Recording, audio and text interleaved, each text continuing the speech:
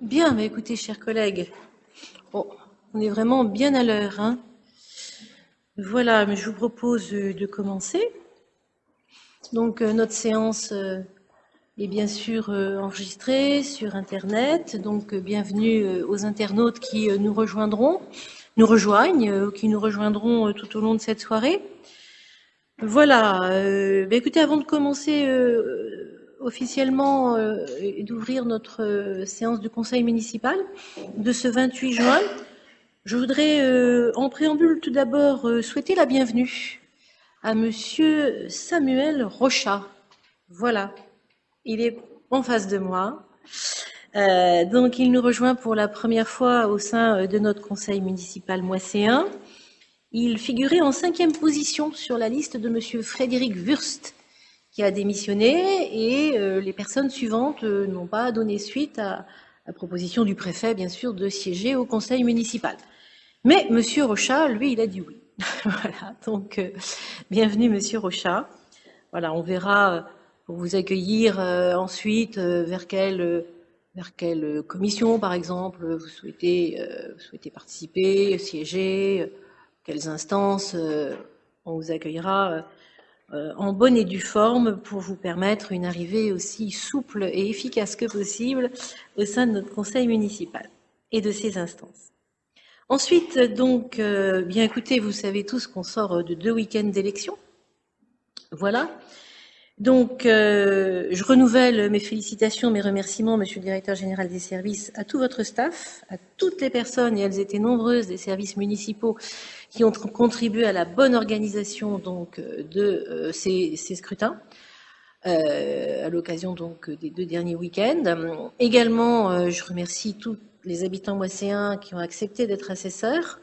Mes collègues élus, c'est un peu normal, on va dire, voilà, mais ça faisait beaucoup de monde pour finalement peu de votants. Comme vous le savez, dans notre pays, je crois que plus de 2 électeurs sur 3 ne se sont pas déplacés. Donc je voudrais tout simplement remercier les électeurs moisséens qui se sont déplacés et qui ont ainsi fait acte de citoyenneté.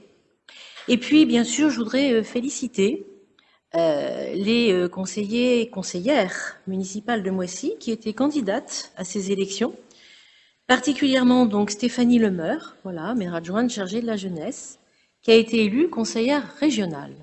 Voilà, donc je voudrais la féliciter au nom du conseil municipal de manière tout à fait républicaine.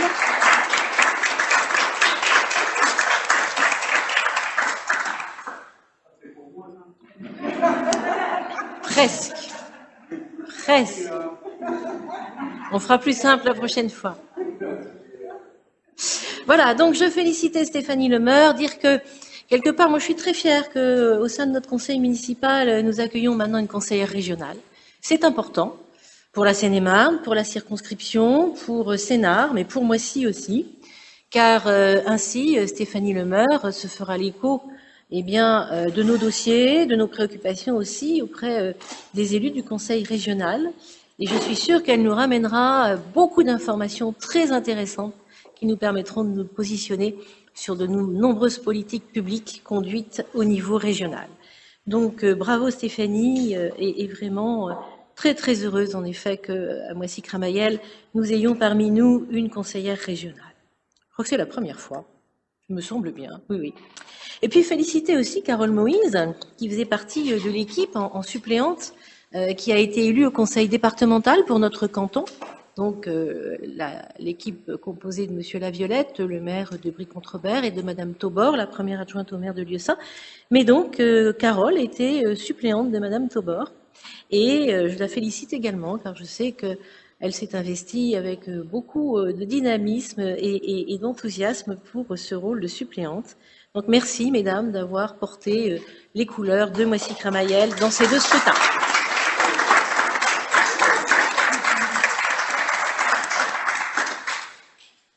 Voilà. Alors, nous allons aborder maintenant donc notre séance de manière officielle. S'agissant du quorum, il est largement atteint. Je vous donne quand même connaissance des personnes excusées qui ont donné un pouvoir. Tout d'abord, Philippe Delpy qui a donné un pouvoir à Lynn Magne, Natacha Riodin à Stéphanie Lemeur, Didier Lambert à Antonia Bergano, Audrey Thébault à Betty Chap, non, excusez-moi, Didier Lambert à Betty Chap, Audrey Thébault à Olivier Canard, Touria Bami à Corinne March et Didier Vantemsch à Christian Duez. Voilà, on sent qu'il y a déjà un petit parfum de vacances là, qui s'empare des uns des autres, mais bon, on est encore au mois de juin comme on le remarquait tout à l'heure. Donc voilà pour le quorum, les pouvoirs. Voilà, secrétaire de séance, je crois que c'est Betty Chap, non, qui secrétaire de séance, oui, parfait. Donc, à propos de secrétaire de séance, la précédente était Stéphanie Lemeur et je vous demande donc, avant de faire approuver le compte-rendu du conseil municipal du 17 mai, si vous avez des remarques à faire sur ce compte-rendu. Je n'en vois pas, je le soumets au vote, abstention, opposition, il est approuvé et je vous en remercie. Ensuite, comme à l'accoutumée, nous avons une liste des décisions de la maire. Je vois Monsieur Rochat, vous avez un dossier, Monsieur Rochat? Très bien, très bien. Donc, liste des décisions de la maire. Il n'y a pas de questions particulières, on passe. Merci. La liste des marchés à procédure adaptée, également. Donc, approuvé. Et le tableau pour information récapitulative du non-exercice du droit de préemption urbain. Avez-vous des questions? Je n'en vois pas. Je vous remercie. Voilà, donc nous allons commencer à dérouler notre conseil municipal. Finalement, nous aurons seulement 18 délibérations. En effet, je vous proposerai de reporter les délibérations 12 et 13, car elles ont fait l'objet donc d'un échange intéressant et animé au sein du comité technique, ça concerne les ressources humaines, et d'un commun accord avec les représentants du personnel. Nous avons, mes collègues élus et moi-même, décidé donc de reporter ces sujets à la rentrée. Voilà, pour nous donner un petit peu plus de temps pour les aborder donc de manière plus approfondie. Voilà, donc tout ceci étant dit, voilà, l'ordre du jour, voilà. Donc on va commencer. Et on va commencer avec la commission aménagement sur le transfert de la compétence éclairage public et signalisation tricolore lumineuse à la communauté d'agglomération Grand Paris Sud. Il s'agit du procès-verbal de mise à disposition des équipements, la finalisation donc d'une étape de transfert de compétences. Marc Malisevich. Bonjour à tous, et puis je me permets de dire allez la France, puisque on a quand même un match de foot important sur France-Suisse ce soir. Non, c'était pour détendre l'atmosphère. Alors, il s'agit ici de régulariser la mise à disposition par la commune à la communauté d'agglomération Grand Paris Sud, à date rétroactive du 1er janvier 2019, des installations d'éclairage public et de signalisation tricolore lumineuse. Ce transfert est devenu définitif au 1er janvier 2019, à l'issue d'une année transitoire pendant laquelle la commune a continué à gérer les équipements. Le contrat de partenariat public-privé conclu initialement par la commune avec la société SPI pour une durée de 15 ans a été de plein droit transféré à GPS afin qu'elle puisse assumer cette compétence. Cette mise à disposition s'effectue à titre gratuit. Il est donc proposé au conseil municipal d'approuver le procès-verbal de mise à disposition par la commune à GPS des installations d'éclairage public et de signalisation lumineuse tricolore. Merci Marc. Donc il s'agit de la compétence de l'agglomération en matière de signalisation lumineuse, de prise en charge du fonctionnement des feux tricolores sur la commune. Est-ce qu'il y a des questions? Oui, Monsieur Aziz Abderrahmane. Pour la maintenance, est-ce que c'est pareil que l'éclairage et les feux tricolores? Est-ce que c'est à la minute près ou à la journée? Je ne sais pas si quand ils tombent en panne, comment on fait. Ah, les délais d'intervention, c'est cela. Ah, on sent une petite remarque derrière tout ça. Je ne sais pas. Je suppose que la société, c'est la société SPI en l'espèce, fait au mieux, qu'elle a un contrat qui la lie avec Grand Paris Sud et que certainement que ce sujet est abordé dans les modalités du contrat. À moins, Marc, que tu aies en tête les délais. J'ai l'impression quand il y a un problème de circulation, quand les psychologues sont en panne, donc ça pose problème, il faut qu'ils interviennent rapidement. Voilà. Voilà. Mais c'est vrai, notre DGS me le rappelle, il y a de toute manière, sur ses compétences, une astreinte au sein de l'agglomération Grand Paris Sud, comme la ville. Nous avons des techniciens d'astreinte, des élus d'astreinte, et donc les techniciens d'astreinte et les sociétés qui travaillent pour eux font de leur mieux, nous n'en doutons pas. Mais il y a parfois des sujets difficiles, en effet. Voilà, sur cette délibération, donc, vote contre, abstention, très bien, je vous remercie. Alors, la suivante, il s'agit de l'avenant numéro 1 à la convention pluriannuelle des projets de renouvellement urbain de la communauté d'agglomération Grand Paris Sud Seine-et-Saône-Sénart, cofinancé par l'ANRU dans le cadre du NPNRU. Beaucoup de sigles.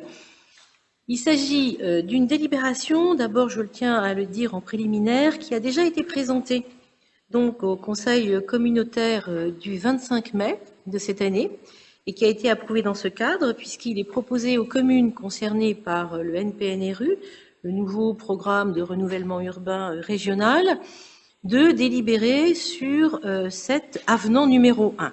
Voilà.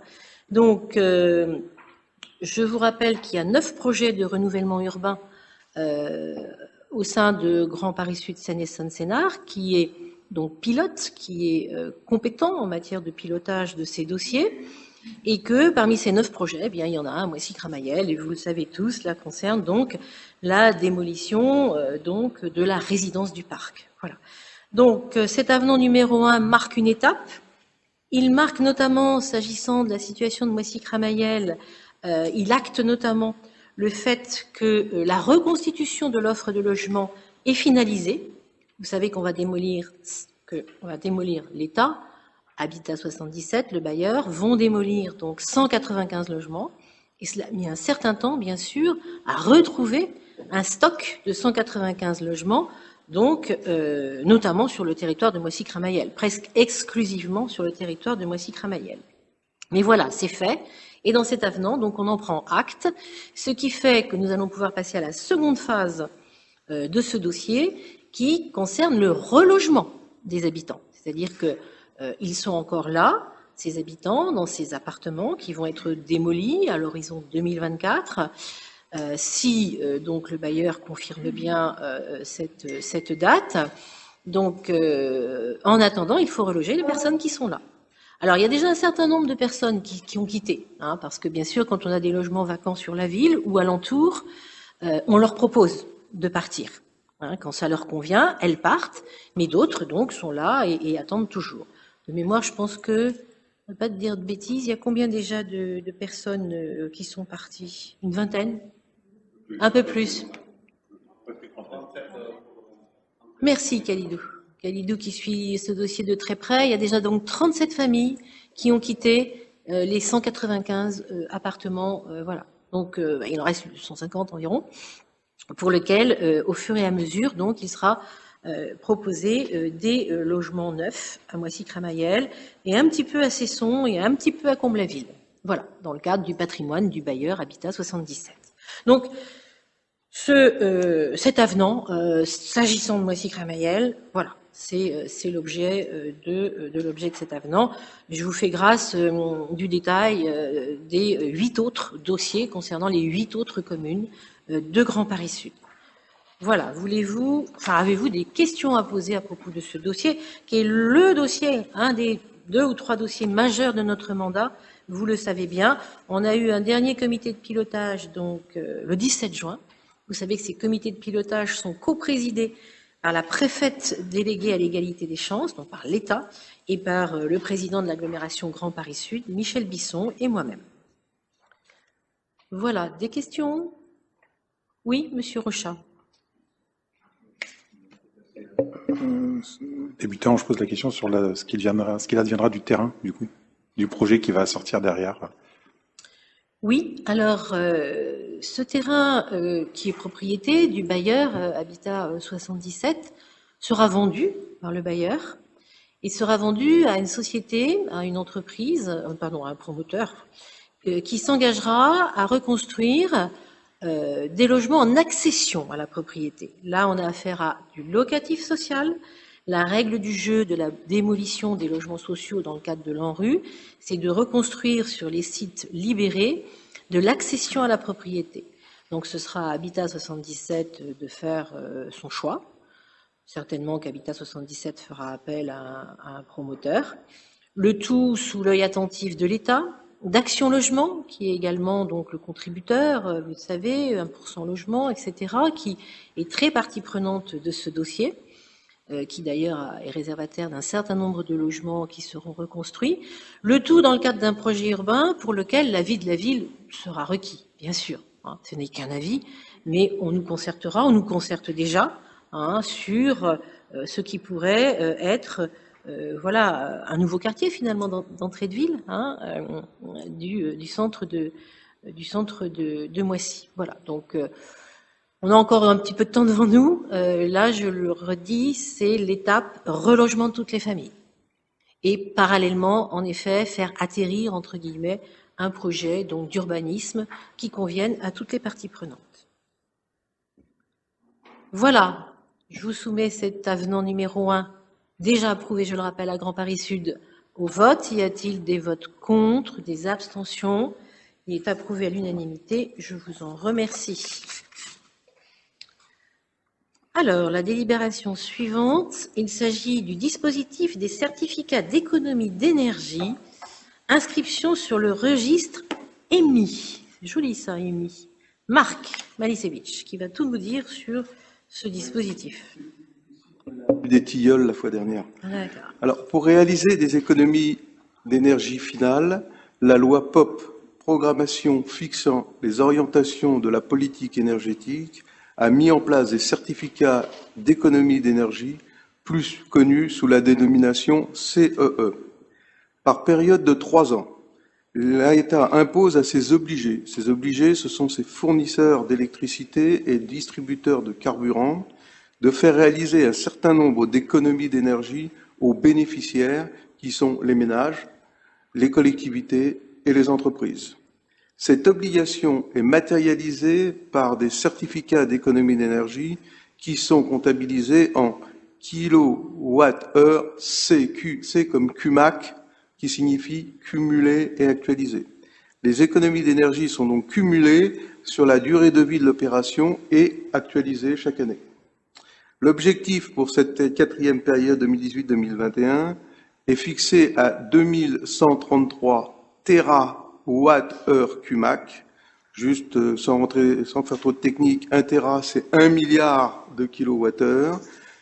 Et à titre d'exemple, pour bien fixer les choses, la production nucléaire française est de 400 TWh. Donc là, on parle de 2133 TWh cumulés. Ce dispositif est reconduit pour une 5e période. Le principe de ce dispositif repose sur une déclaration dans un délai d'1 an après leur achèvement des travaux rentrant dans le périmètre des actions éligibles que le bénéficiaire réalise sur son patrimoine en vue de leur valorisation par les obligés, les fournisseurs. La durée de validité des des certificats d'économie d'énergie, est fixée à 10 ans.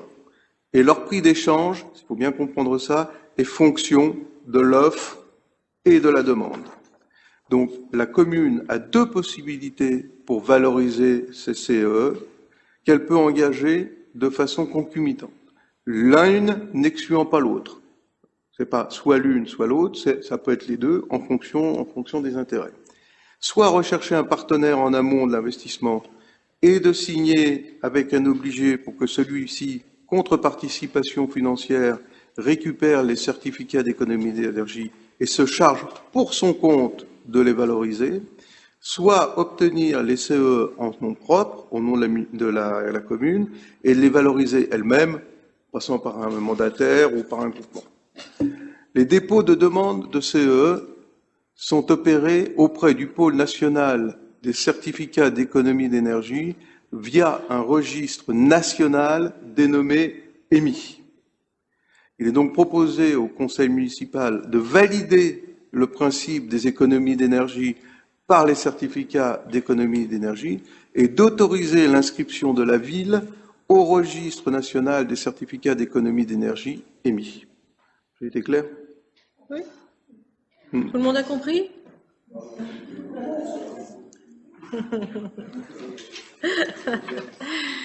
Bon, sérieusement, y a-t-il des questions à poser sur ce dispositif? Non, je n'en vois pas. Très bien, je soumets cette... Ah, pardon, Monsieur Duez, oui. Allez-y. C'était très clair, j'ai compris. Voilà.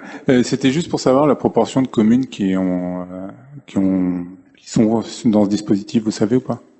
D'accord. Non, monsieur, merci. On se renseignera. Merci. Voilà, donc Moissy Crémaillel va être dedans. Oh, c'est bien. Vote contre, abstention, approuvé. Merci beaucoup. Merci Marc. Alors, ensuite, Thierry Quignou va nous présenter le rapport annuel 2020 de la Commission communale d'accessibilité. Et je crois qu'il y a un diaporama qui nous est présenté, projeté. Donc Thierry, je te donne la parole bien volontiers. Merci Madame le maire. Bonsoir à tous. En préambule, je tenais à remercier l'investissement des associations et des services techniques qui nous aident à faire avancer ce point-là qui est important pour que la ville soit agréable pour tous. On parle d'accessibilité, donc on parle de qualité d'usage de la ville pour les habitants et éventuellement les visiteurs. Donc c'est un point qui est important dans le ressenti sur la qualité de vie. Pardon.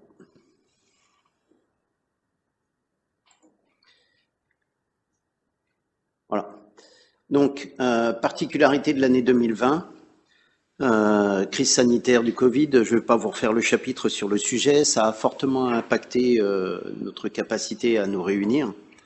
Donc nous avons travaillé en mélangeant les styles, c'est-à-dire en ayant une partie des membres du groupe présents et une partie qui était à distance en visio.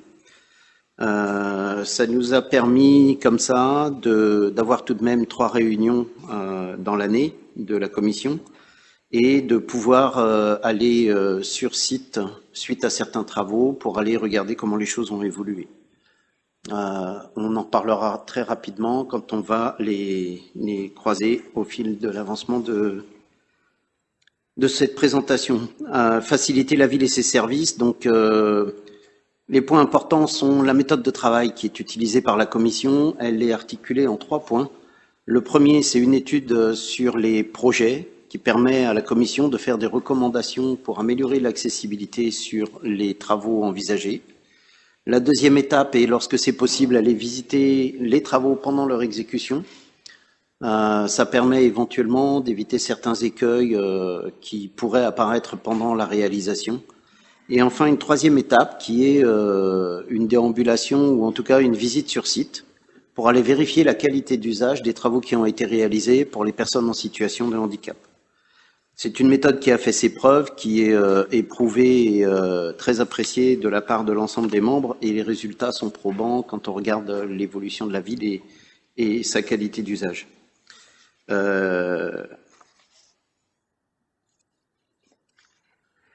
Ensuite, on a une forte implication de la commission et on a procédé à une inflexion pour faire matcher les dispositifs de programmation légaux avec les nouveaux besoins et optimiser les investissements de la commune.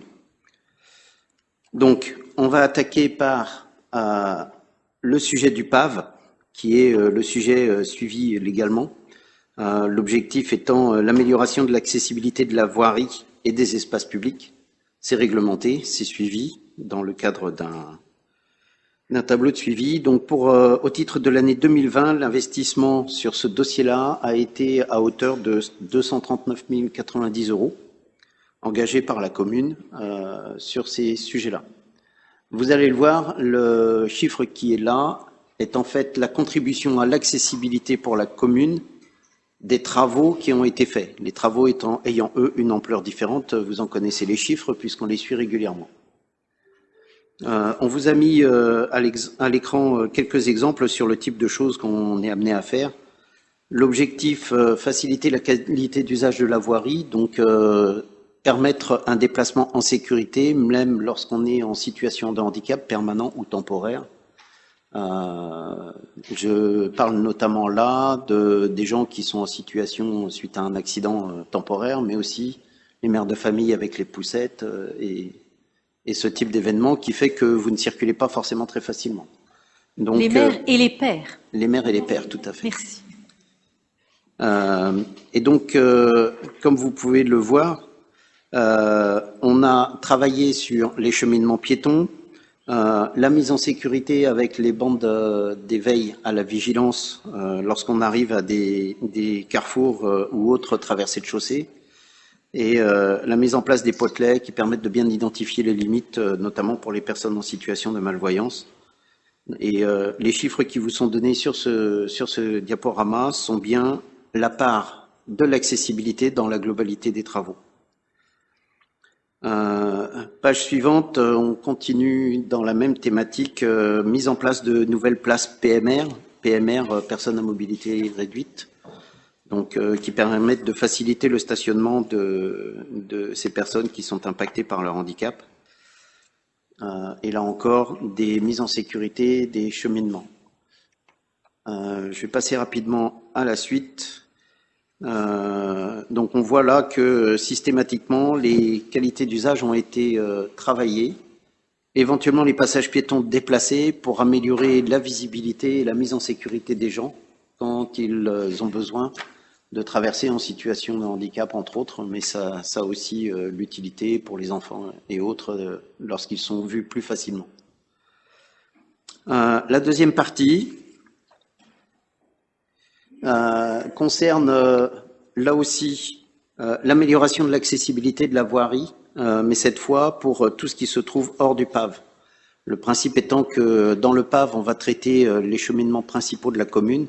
Hors du PAV, on parle des investissements qui sont faits sur les cheminements qui ne sont pas sur les voies principales, qui permettent de desservir les différents établissements recevant du public. Là, on est hors de ce périmètre-là. Donc, on parle d'un investissement de 326 241 € au titre de l'année 2020.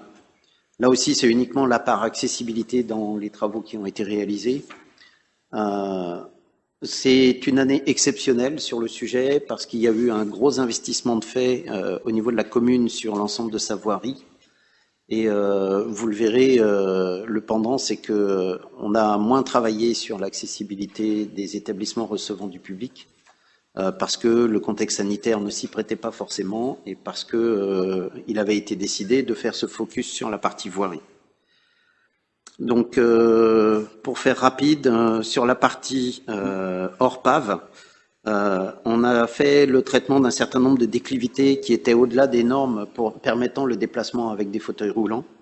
La création, là aussi, de places PMR, le travail sur des cheminements et traverser l'aménagement d'un certain nombre de trottoirs, notamment à proximité du nouveau cimetière, le parking de la Rotonde avec place de parking et une place de PMR qui ont été aménagées, et tout le cheminement autour qui se fait sans aucun problème pour une personne en situation de handicap pour pouvoir accéder à ce lieu de culture. Ensuite, l'accès à la police municipale a été retravaillé. Donc on parle là d'une rampe d'accès qui est relativement longue et qui permet de respecter les normes de déclivité pour permettre aux gens en situation de handicap d'accéder à la police municipale. Ensuite, on a travaillé, toujours au titre de la mobilité,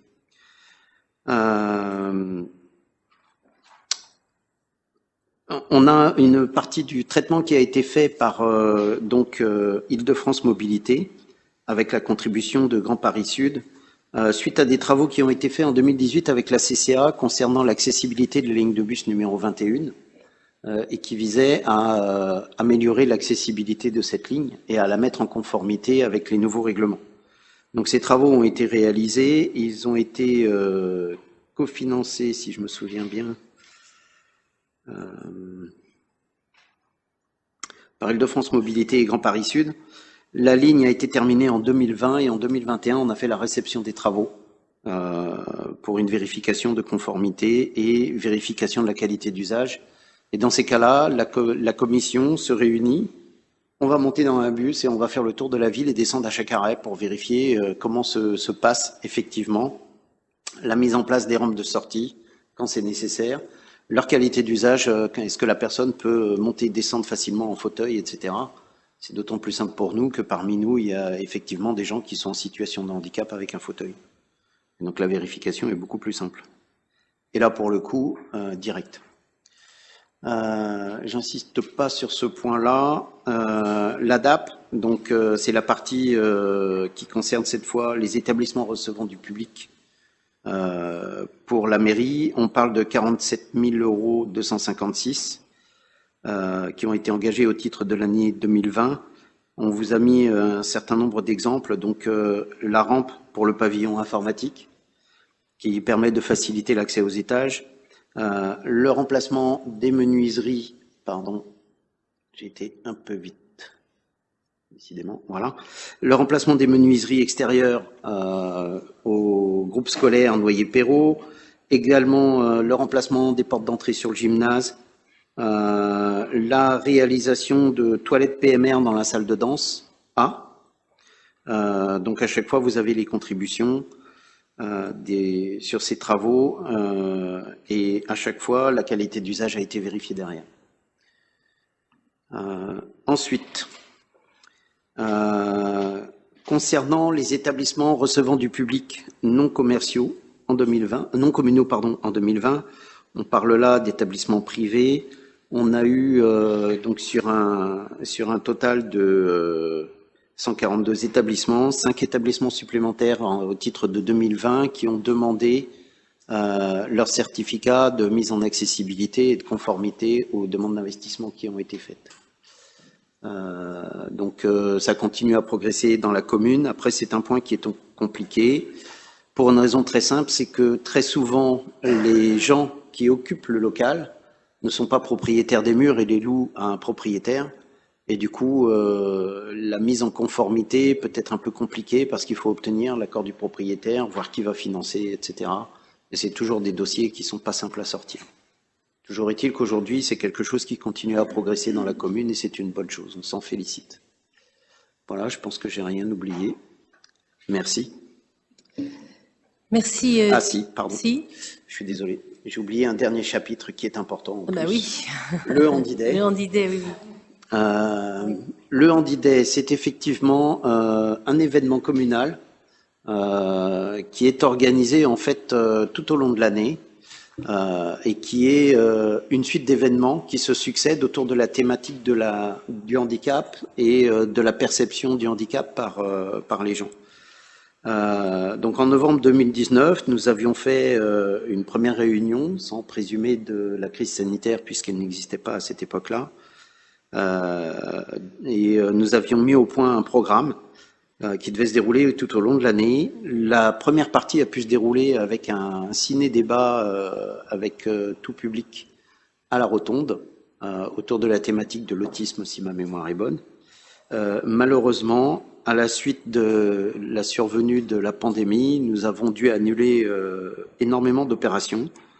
Donc la sensibilisation des classes dans les différents établissements scolaires, le ciné-débat pour les collégiens a malheureusement dû être annulé également, des temps de rencontre au moment de la journée de clôture qui se fait habituellement en simultané avec la brocante de la commune, et surtout l'accueil de la caravane des enfants qui est organisée par une association partenaire de la CCA, qui est membre de la CCA, qui est l'association des paralysés de France, l'APF, France Handicap, qui a malheureusement dû annuler sa caravane.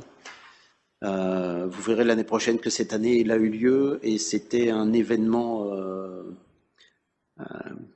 riche en émotions et qui montre des résultats qui sont extrêmement intéressants dans le travail qui est réalisé et dans la perception que les jeunes peuvent avoir du handicap.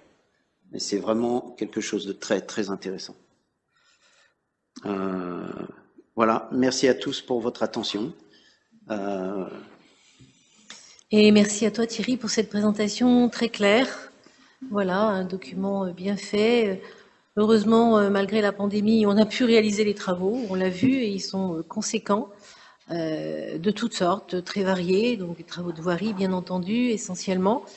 Et en effet, sur les animations, en 2020, ça a été beaucoup plus difficile, mais on a commencé à se rattraper un petit peu. Et à ce propos, il faut saluer tous nos partenaires. Tu l'as fait, mais je m'associe à tes remerciements, car sans eux, ça n'aurait pas la même dynamique sur notre commune, cette mobilisation en faveur du handicap. Oui, tu veux ajouter quelque chose? Pardon. Juste un dernier point, la commission bénéficie de l'aide d'une trentaine de personnes qui sont investies dans la commune sur le sujet. C'est un nombre qui est important, il est même supérieur à 30 aujourd'hui, et c'est vraiment une très bonne chose pour le fonctionnement de cette commission. Et je tiens à saluer le point parce que ça reste une exception, malheureusement, tant au niveau du département qu'au niveau de la région. Et j'ose pas imaginer comment c'est ailleurs. Voilà. Voilà, il y a pas un microclimat à Moissy, mais en tout cas, il y a des personnes compétentes depuis plusieurs années. C'est une véritable politique publique que nous soutenons depuis très longtemps et qui est aujourd'hui repris de main de maître par toi-même, Thierry. Je tiens à souligner ton investissement et tes qualités pour conduire l'animation de la commission intercommunale d'accessibilité. Ce qui doit faire très plaisir à Betty Chap, qui s'en était occupée beaucoup lors du précédent mandat. Voilà, mesdames, messieurs, sur ce rapport annuel 2020 de la Commission communale pour l'accessibilité, est-ce que vous avez des questions? Oui, Aziz Abderrahmane. Moi, je voulais remercier Thierry par rapport à la Commission. J'ai vu dans le document sur les logements nouveaux à Chanteloup, il y a dans les cahiers des charges la notion du PMR. Et je vois bien que les prises en charge par les nouveaux logements, malgré qu'il y a peut-être des améliorations à faire, mais je suis très ravi que ça suit ces dossiers-là, Betty et Thierry, pour imposer cette norme-là dans les nouveaux logements, malgré que il y a des choses encore à améliorer. Mais c'est une très bonne chose dans la commune. Merci. Des commentaires? Oui, Monsieur Duez.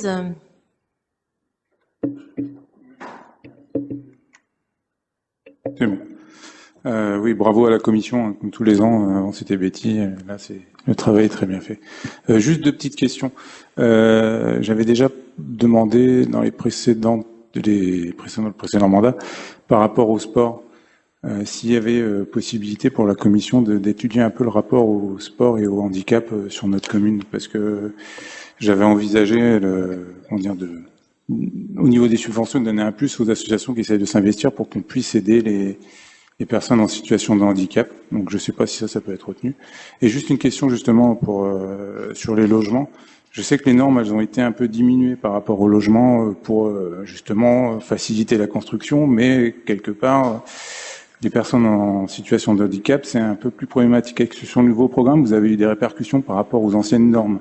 Si vous constatez que c'est pas du tout de votre fait, hein, mais si avec la nouvelle réglementation du gouvernement, il y a moins d'entrain, entre guillemets, de mettre plus de logements par les promoteurs pour les personnes en situation de handicap. Merci. Thierry, oui, je te laisse répondre. Merci. Alors, le point qui concerne les logements PMR est dans le rapport, je ne l'ai pas mis dans le PowerPoint. Il faut savoir que tous les programmes en cours, en fait, doivent respecter les lois qui étaient en vigueur au moment où ils ont été démarrés. Et donc, tout ce qui sort aujourd'hui en termes de programme est conforme à la loi avant la réduction qui a été envisagée. Ensuite, quand on est personne en situation de handicap, la loi à la base n'est déjà pas faramineuse parce que pour être déclaré accessible, un logement doit répondre à un certain nombre de caractéristiques. La première, c'est que le logement doit pouvoir être atteignable sans avoir de contraintes qui empêchent de l'approcher avec un fauteuil. Et donc, ça veut dire qu'on doit avoir un accès continu, soit avec un ascenseur, soit parce qu'on est de plein pied. Il ne doit pas y avoir de marge supérieure à 5 cm, etc. Il y a un certain nombre de règles à respecter pour que, déjà ça soit conforme. Ensuite, pour qu'une maison individuelle, par exemple, soit réputée accessible, eh bien, il faut que vous puissiez circuler dans la salle à manger, une salle de bain, une chambre au rez-de-chaussée. Point. D'accord ? Et donc, si vous avez des enfants en bas âge et que vous êtes dans votre fauteuil, et on a un cas sur la commune, la mère ne peut pas aller voir ses enfants à l'étage. sauf à prendre à ses propres frais l'aménagement de l'ascenseur qui permet de monter, etc. Alors bien sûr, s'il fallait mettre des ascenseurs dans toutes les maisons, ça serait probablement contre-productif en termes de coûts. Ceci dit, la facilité pour pouvoir le mettre en place n'existe pas non plus, elle n'a pas été anticipée. C'est le premier point. Donc on voit bien que dans la définition de logement accessible, on a un certain nombre de limites sur la véritable prise en compte de l'ensemble des handicaps. Ensuite, quand on regarde les logements collectifs, donc vous allez pouvoir accéder au hall, vous allez pouvoir accéder aux différents logements, et la loi prévoyait que tous les logements, sans exception dans tout le collectif, devaient répondre à ces mêmes normes, c'est-à-dire l'accès à une salle de bain en chaise, pouvoir rentrer dans l'appartement, aller dans dans une salle commune, une chambre, et pouvoir faire la rotation soi-même dans des toilettes. Elle prévoit rien, par exemple, sur le fait que même si vous rentrez dans la salle de bain et que vous êtes en chaise, il y a une baignoire, et donc vous ne pouvez pas vous doucher, vous ne pouvez pas vous laver. Il faut quelqu'un pour vous aider à le faire. Vous êtes dépendant de ce point de vue-là. Parce que la loi ne prévoit pas de dire si le logement est accessible, alors c'est une douche qui doit être dedans. Ce qui serait logique. Avec une douche de plein pied, on a les technologies pour le faire aujourd'hui. Avec une évacuation par le sol, ça fonctionne très bien. Il y a ça chez mes parents, par exemple. Donc c'est pas un débat. Le savoir-faire, la technologie existe, mais rien ne le prévoit dans la loi. Ensuite, vous pouvez être dans une situation qui, de mon point de vue, relève de l'absurde, à savoir que vous avez un logement à l'étage qui est accessible, mais il n'y a pas d'ascenseur. Donc vous êtes obligé de prendre l'escalier avec votre chaise. Vous faites comment? C'est impossible. D'accord? Et en plus, dans un collectif, vous n'allez pas installer les chaises électriques qui vous permettent de monter à l'étage. Ça n'a pas de sens. D'accord? Et il n'y a aucun collectif qui va financer ça. Et donc, en fait, la modification de loi qui a été apportée, c'est de dire que seront déclarés PMR, et Betty me corrigera si je me trompe, les logements qui permettent véritablement un accès en chaise. Et donc, les logements à l'étage ne seront plus obligatoirement PMR. Ensuite, il faut distinguer deux choses. Il faut distinguer un logement réputé accessible et un logement adapté. Le logement est accessible parce qu'il vous permet d'y accéder en chaise, etc. Mais ça ne veut pas dire pour autant qu'en termes de qualité d'usage pour la personne en situation de handicap qui va y vivre, elle va répondre à ses besoins. D'accord? Alors, après, c'est tout à fait compréhensible et normal, mais ça veut dire aussi que quand vous installez une personne en situation de handicap dans un logement accessible, il reste des travaux à faire pour l'adapter à son besoin. D'accord? Je vais vous donner une chose toute simple. Vous prenez une personne en chaise, elle ne peut pas monter dans un étage, elle a besoin de pouvoir faire les rotations toute seule que je vous ai expliquées, elle a besoin d'une douche. Vous mettez dans le même appartement quelqu'un qui est aveugle, il faut probablement changer les poignées de porte, parce que quand vous avez les poignées de porte traditionnelles, il va se les mettre dans les coudes, dans la poitrine, etc. C'est un cauchemar, il a des bleus partout. Alors que la personne en chaise, ce n'est pas un problème pour elle. Et par contre, il n'a pas besoin de cette faculté à se retourner dans la salle de bain et autres, parce que de toute façon, il ne va pas fonctionner de la même manière. Par contre, il va falloir changer probablement le type d'éclairage, la manière de les allumer, etc. Donc vous voyez ce que je veux dire? Il y a une grosse différence entre le fait qu'un logement soit réputé accessible et le fait qu'il soit adapté au handicap. J'espère que j'ai répondu à votre question. C'est un coup, on sent l'expert derrière l'animateur de commission. Merci Thierry. Merci. Oui, Anne-Marie Desmoulins. Tu veux bien utiliser le micro, s'il te plaît, Anne-Marie? Merci. Je crois qu'en termes d'adaptation très personnalisée, il est prévu dans le cadre de la loi pour les personnes handicapées 2015 que la maison départementale de handicap, la MDPH, accorde des budgets pour ces installations très personnalisées. C'est pas exact? Bien. Peut-être prestation de compensation. Je ne sais pas, Thierry, tu veux répondre à Madame Desmoulins? Madame. Oui. Le constructeur ne le prévoit pas, parce qu'effectivement, il y a des handicaps qui sont très variés, mais l'adaptation personnalisée peut être prise en compte au plan financier par une prestation dite de compensation, c'est un peu technique, par la maison des personnes handicapées au niveau du département. Bien, donc c'est une information. Merci. Un commentaire, Thierry? Je vais éviter de rentrer dans le débat. Simplement une information. Oui, la MDPH va aider à financer un certain nombre d'adaptations. Ensuite, la réalité entre la subvention qu'ils donnent et le besoin en termes de budget pour le faire n'est pas toujours en adéquation, mais au moins ça aide. Voilà. Ok, merci pour cet échange très riche. Il s'agit donc de prendre acte de ce rapport annuel 2020, donc pas de vote formel, mais voilà, je pense que tout le monde est d'accord pour que nous prenions acte positivement de ce rapport annuel très complet. Encore un grand merci Thierry, ainsi qu'à la commission d'accessibilité. La délibération suivante, on change de commission, la commission ville, il s'agit du dispositif Ticket Loisirs, d'une aide régionale favorisant l'accès aux loisirs des jeunes. Stéphanie Lemeur. Pas fait exprès. Merci. Donc effectivement, dans le cadre de notre politique en faveur de la jeunesse, nous souhaitons renouveler encore cette année notre demande d'aide régionale, donc favorisant l'accès aux loisirs des jeunes moisséens. Donc ça a pour but de favoriser effectivement l'accès au plus grand nombre de jeunes aux activités physiques, sportives, éducatives, pédagogiques et de loisirs, notamment sur les sites régionaux de loisirs de la région Île-de-France.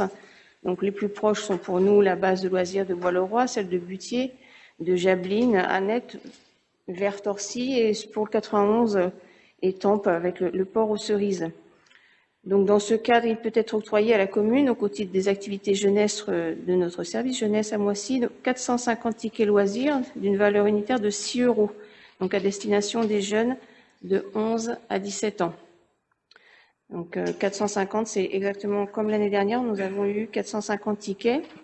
Et donc dans le cadre des activités de la programmation animation jeunesse de cet été, les inscriptions ont eu lieu récemment. Donc il y a déjà plusieurs dates de programmées sur l'île de loisirs de Jablines les 15 et 21 juillet. Et puis pour celle de Butier, donc les 9 et 19 juillet. Il y aura également des sorties au mois d'août. Donc nous utilisons à bon escient ces tickets loisirs pour nos jeunes moisséens de 11 à 17 ans. Merci Stéphanie. Voilà, y a-t-il des questions sur cette aide de loisirs régionale? Je n'en vois pas, donc je vous propose de soumettre au vote cette délibération. Y a-t-il des abstentions, des votes contre? Elle est adoptée. Je vous remercie.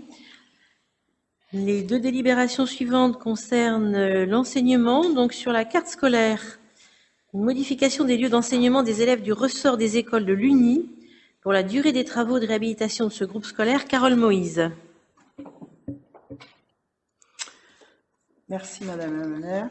Alors, dans le cadre de la réhabilitation du groupe scolaire de l'UNI, prévu dans la convention pluriannuelle de renouvellement urbain du quartier Centre-Ville L'Uni et compte tenu de l'ampleur de la durée des travaux programmés de juin 2021 à août 2022, les élèves relevant du périmètre actuel des écoles de l'UNI seront scolarisés dans les locaux de leur ancien groupe scolaire Chanteloup. Les accueils périscolaires et le service de la restauration scolaire seront également organisés dans ces locaux, situés pour la maternelle au 173 rue Joseph Lacanal et au 321 rue Rouget de Lys pour l'école élémentaire. Nous avons procédé dans les conseils d'école et les enseignants et les parents d'élèves étaient favorables à ce changement. Provisoire. Provisoire. Donc provisoirement favorable. Oui. Voilà. Oui, on parle de ce dossier maintenant depuis plusieurs mois, puisque c'est un de ces dossiers, donc éligible au titre de la politique de la ville dans le cadre du NPNRU.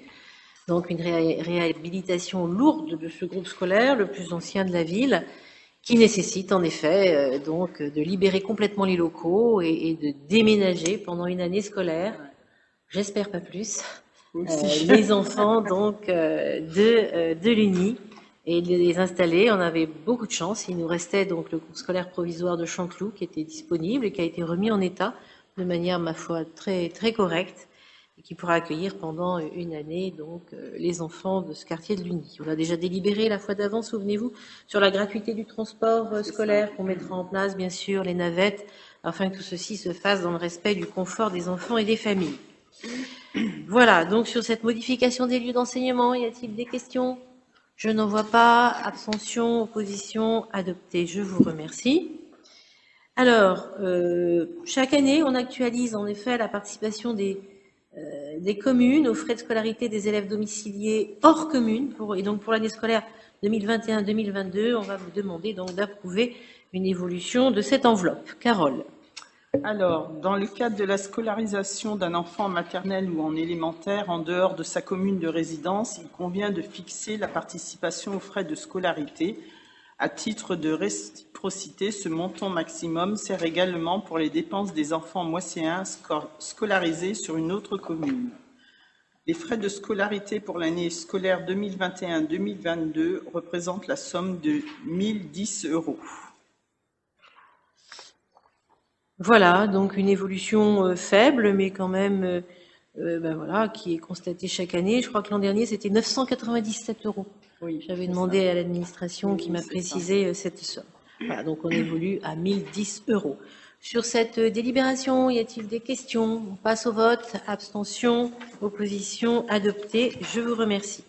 Nous passons maintenant aux travaux de la commission des finances avec une décision modificative numéro 1, la première de cette année. Donc Julien Béraud. Merci Madame la maire. Alors, une première décision modificative en effet après le vote de notre budget en décembre dernier et un budget supplémentaire adopté lors du Conseil du 17 mai.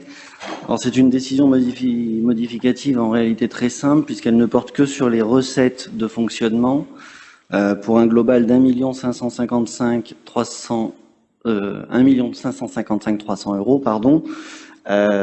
Qui viennent en réalité prendre en compte les dotations qui nous ont été notifiées par l'État et les résultats de la fiscalité tels que précisés par les services de la DGFiP. La grosse modification, c'est une perte de fiscalité pour la commune qui est compensée à la ville par le biais des mécanismes de compensation mis en place dans le cadre de la réforme de la taxe d'habitation.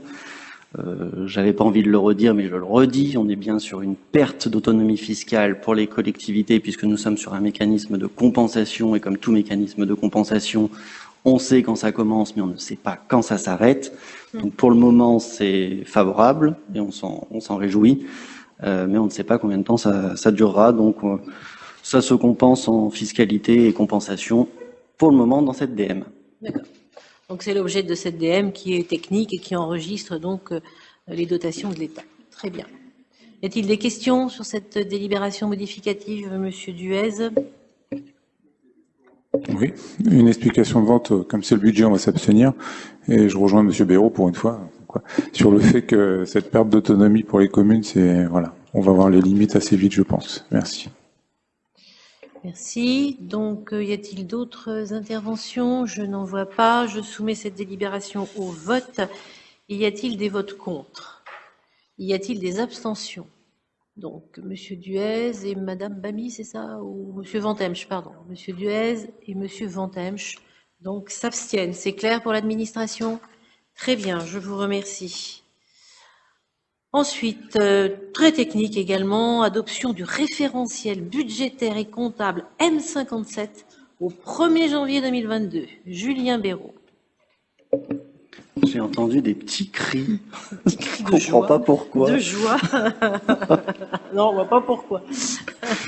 Alors, par décision de l'État, mais en priorité de la Direction générale des finances publiques, il est décidé de modifier la nomenclature comptable des collectivités territoriales afin surtout déjà dans un premier temps d'unifier les nomenclatures comptables des collectivités territoriales, communes, départements, régions. Cette modification de M57, qui était auparavant dénommée M14, enfin qui est actuellement dénommée M14, était appelée à changer au 1er janvier 2024. On était initialement sur le 1er janvier 2023, mais la crise a fait repousser d'1 an, donc 1er janvier 2024. Et le comptable public et le préfet de Seine-et-Marne sont venus vers la ville de Moissy au printemps pour nous demander si nous souhaitions être pilote pour une intégration de la M57 à partir du 1er janvier 2022, tout comme Moissy l'avait été pilote en janvier de 96 pour la M14. Avec Madame la maire, nous avons répondu favorablement en y voyant plusieurs avantages. Tout d'abord, les services de l'État seront à disposition de la commune de Moissy à compter du 1er janvier 2022 pour nous accompagner dans ce changement de nomenclature comptable, étant précisé qu'il n'y a que 2 communes en Seine-et-Marne qui passent en M57. Donc sur le nombre de communes, on aura un accompagnement très particulier. Mais quelle est la seconde commune? C'est Guignes.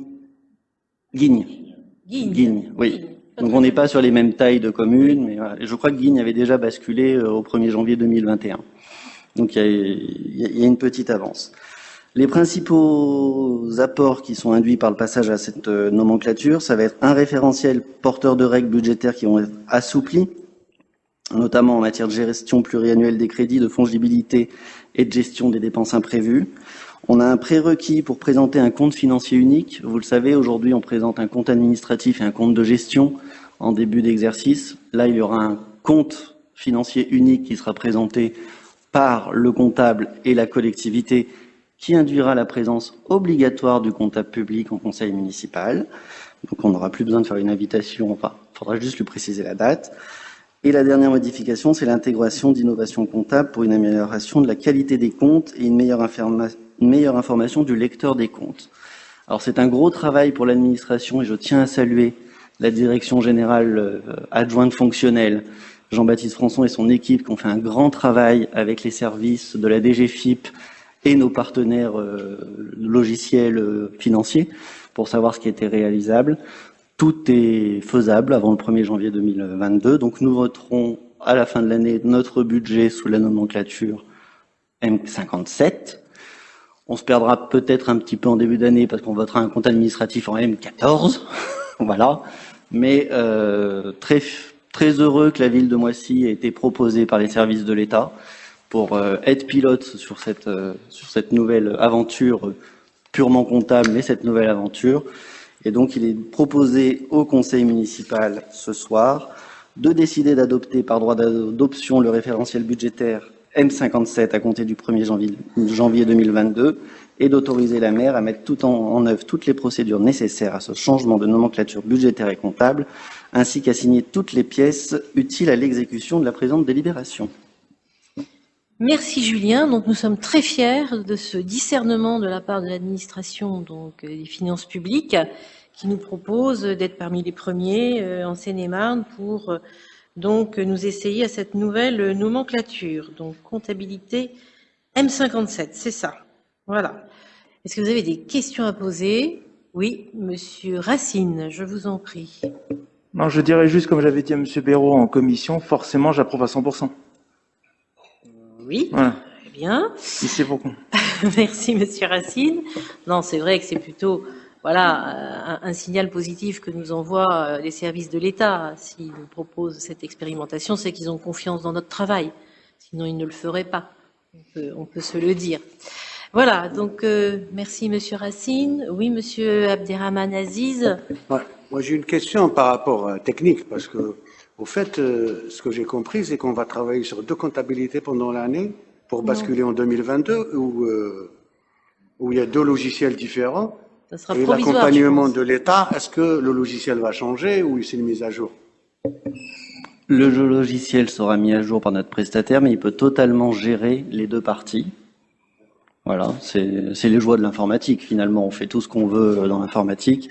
Donc pour la fin de l'année, la M57 ne posera pas de difficulté, notre logiciel continue à nous accompagner. Et pour la génération de notre compte administratif 2021 que nous présenterons au printemps 2022 en conseil, le logiciel est capable de gérer les données de la M14 que nous connaissons aujourd'hui. Et nous présenterons notre compte financier unique après, en 2023, sur la base de la M57. Donc on va jongler, nous, sur ces comptes-là, mais j'invite les élus à faire œuvre de leur droit de formation sur ces parties-là. Elles sont ouvertes, elles existent, Et voilà, mais après on est vraiment sur de la partie comptable. Budgétairement, on parlera toujours des dépenses de fonctionnement, des dépenses de personnel, des dépenses d'investissement. J'essaierai de pas trop modifier le discours pour pas perdre tout le monde. Merci Julien. Et c'est vrai que je m'associe à tes remerciements vis-à-vis de l'administration, car quand je dis que la ville de Moissy est exemplaire en la matière, c'est bien sûr aussi et surtout grâce à ses services. Merci Jean-Baptiste. Fais suivre aussi à tes collègues. Voilà, donc sur cette proposition d'une nouvelle norme comptable à Moissy, y a-t-il des abstentions, des votes contre? C'est un triomphe. Donc nous évoluerons en M57 rapidement. Merci Julien. La prochaine délibération, c'est également pour toi. Il s'agit de moins drôle. Enfin, limitation de l'exonération de 2 ans de la taxe foncière sur les propriétés bâties en faveur des immeubles affectés à l'habitation. Allez, explique-nous. Je vais encore remercier l'État. C'est ironique. Oui, bien sûr. Non, t'inquiète pas, je me tiens.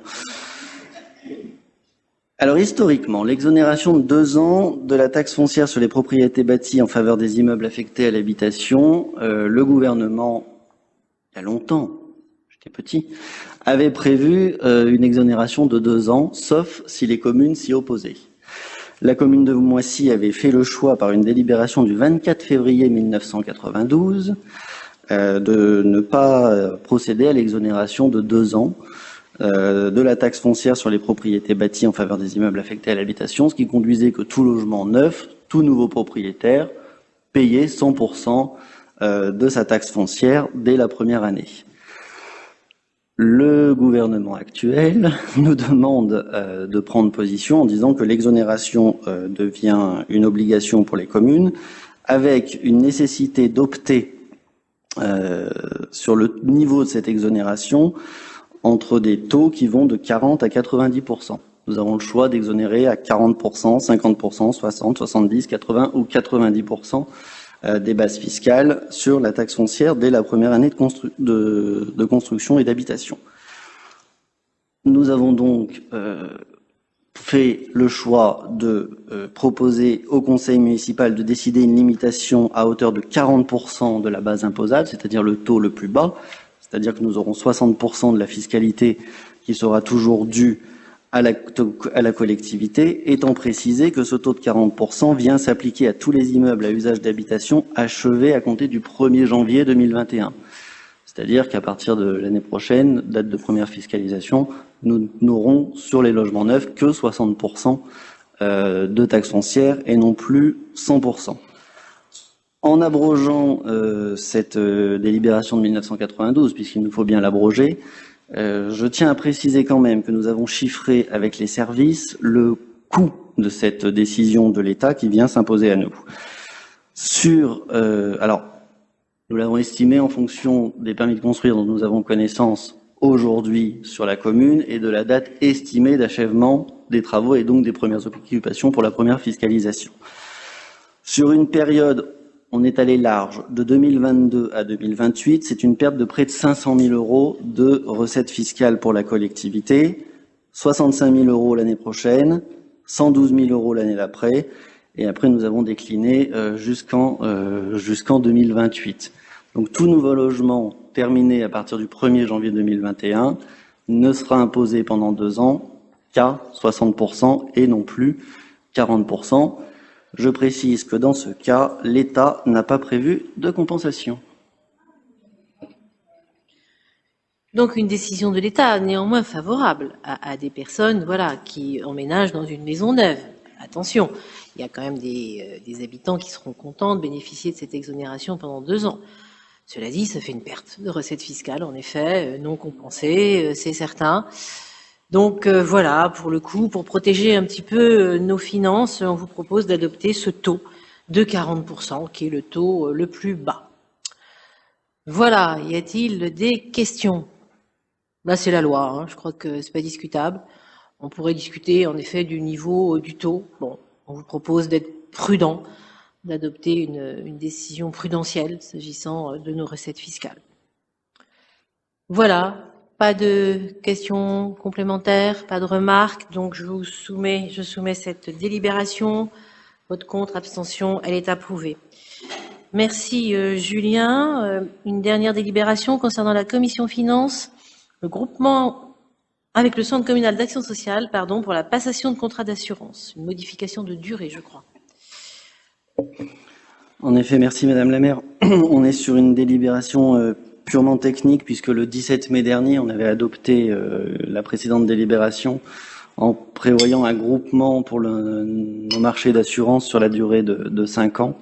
Les potentiels candidats nous ont alertés en nous disant c'est bien 5 ans, mais ça tombe en pleine élection municipale.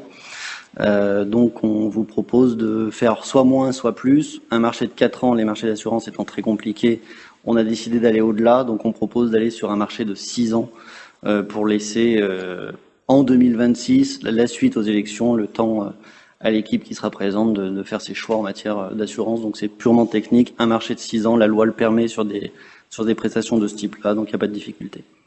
Merci, je suppose qu'on ne sera pas la seule commune à prendre cette décision. Ça paraît de bon sens et de bonne gestion. Merci, y a-t-il des questions? Vote, abstention, contre, adopté, je vous remercie. Merci Julien. Alors, nous allons passer à la délibération numéro 12. Je vous le disais tout à l'heure, donc je vous propose de la reporter, ainsi que la 13, puisque là, on est dans les sujets relatifs aux ressources humaines. Donc, on retrouvera ces sujets à la rentrée. Alors, la délibération numéro 14, il s'agit de revaloriser le taux de rémunération des travaux supplémentaires effectués par les enseignants des écoles en dehors de leur service normal. Voilà, donc il s'agit essentiellement des missions d'études surveillées. Vous savez que la commune rémunère les enseignants et on vous propose donc pour les instituteurs de faire évoluer la rémunération à un taux horaire de 20,03 € et pour les professeurs des écoles de classe normale à un taux de 22,34 €. Voilà, je crois que depuis quelque temps déjà nous n'avions pas procédé à ces revalorisations et il convenait de le faire. Des questions? Des remarques? Non. Très bien. Abstention, vote contre. Je vous remercie. Ensuite, la création d'emplois de collaborateurs de cabinet. On en dira un petit mot à la fin de la séance, mais vous le savez sans doute, donc notre directeur général des services fait valoir ses droits à la retraite. Et mon actuelle directrice de cabinet, Madame Kiatol, donc lui succédera au poste de directrice générale des services. Par conséquent, je vais recruter donc un collaborateur de cabinet. Et pour ce faire, il faut que je crée son emploi. Il ne s'agit donc pas d'une dépense nouvelle pour la commune, les crédits sont installés, mais s'agissant d'un emploi de cabinet, il nous faut délibérer, car il s'agira d'un contractuel. Voilà, avez-vous des questions sur cette création d'un emploi de collaborateur de cabinet? Il s'agit d'un monsieur qui s'appelle Bastien Gibaud et qui nous rejoindra cette semaine, le 1er juillet. Questions? Pas de questions. Donc je soumets au vote cette délibération. Y a-t-il des votes contre? Y a-t-il des abstentions? Très bien, je vous remercie. Ensuite, une délibération, on prend je crois chaque année, autorisant le recrutement d'agents contractuels sur des emplois non permanents pour faire face à un besoin lié à un accroissement temporaire d'activité. Je dis qu'on le prend chaque année parce qu'il s'agit notamment des jobs d'été, vous savez. Voilà. Alors, je vous rappelle que cette année, il y en aura 53. On essaye chaque année d'en financer quelques-uns supplémentaires. Bon, c'est essentiellement pour voir à ces emplois que nous vous proposons cette délibération autorisant ce recrutement. Les autres postes, vous en avez le détail. À la police municipale, il s'agit d'une personne pour sécuriser un point école, ensuite un poste de psychologue à la crèche familiale, de même au multi-accueil, également un technicien paramédical, donc beaucoup de psychologues. Et puis, pour l'accompagnement scolaire à l'espace arc-en-ciel, 2 postes adjoints d'animation à temps non complet. Voilà le détail de ces recrutements d'agents contractuels. Y a-t-il des questions? Je n'en vois pas. Je soumets la délibération à votre vote. Abstention, vote contre, adopté. Une reconduction du contrat d'apprentissage au service informatique. Il y a 1 an, donc, on avait accueilli un apprenti et tout se passe bien. Il a souhaité donc pouvoir poursuivre son contrat d'apprentissage d'1 an. C'est possible, en effet. Donc, tout le monde en étant d'accord et surtout le service informatique qui est fort satisfait du travail de ce garçon. Donc, je vous propose de reconduire, en effet, ce contrat d'apprentissage. Question ? Je n'en vois pas. Adoption. Donc, à l'unanimité. Merci.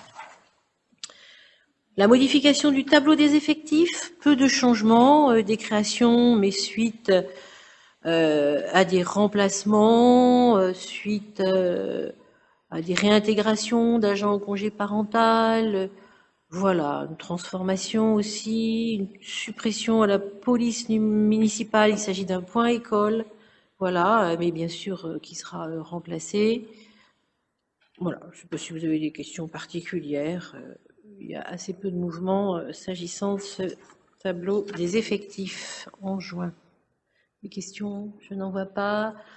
Donc, des votes contre, des abstentions adoptées à l'unanimité. Je vous remercie. Alors, la délibération numéro 19.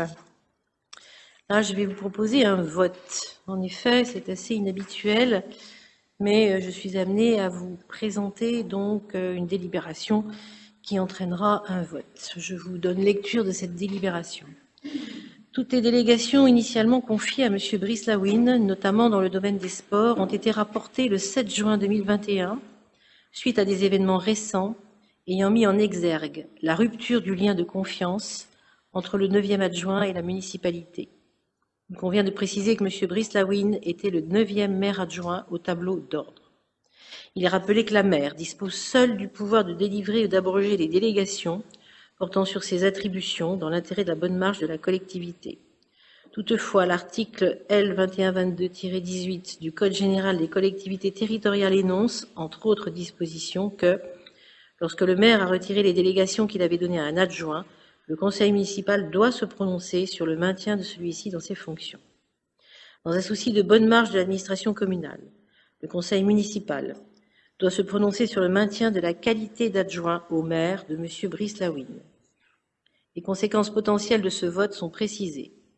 Si le conseil municipal refuse de maintenir la qualité d'adjoint au maire à M. Brice Lawine, ce dernier conservera alors sa qualité de conseiller municipal. Si le conseil municipal décide de maintenir la qualité d'adjoint au maire à M. Brice Lawine, il conservera alors ce statut et les attributs d'officier de police judiciaire et d'officier d'état civil, ses fonctions étant de droit.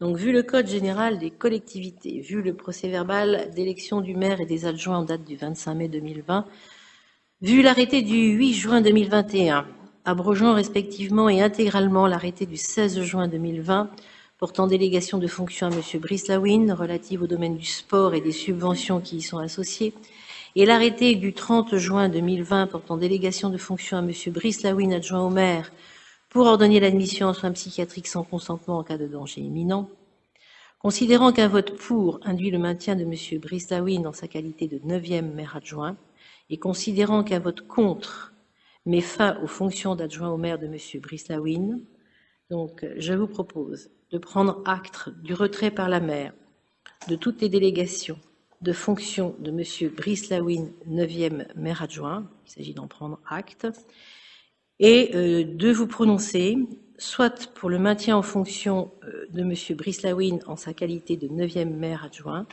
soit contre le maintien en fonction de M. Brice Lawine en sa qualité de 9e maire adjoint. Voilà, donc je vais vous demander, mesdames, messieurs, de procéder à un vote à main levée sur donc cette question qui vous est posée. Sachant, j'ai oublié de le mentionner tout à l'heure, que M. Lawine, en début de séance, nous a fait parvenir ses excuses pour son absence ce soir.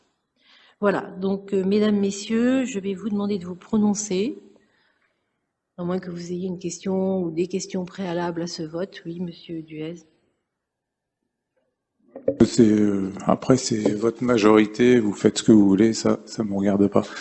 Mais c'est juste pour savoir, parce que rupture de lien de confiance, c'est juste pour savoir c'est personnel, enfin, personnel ou il n'y a pas de malversation derrière, c'est tout ce que je veux savoir. Après, ça vous regarde, c'est pas, moi, ça ne me regarde pas. Merci. Je ne peux pas vous en dire plus, monsieur.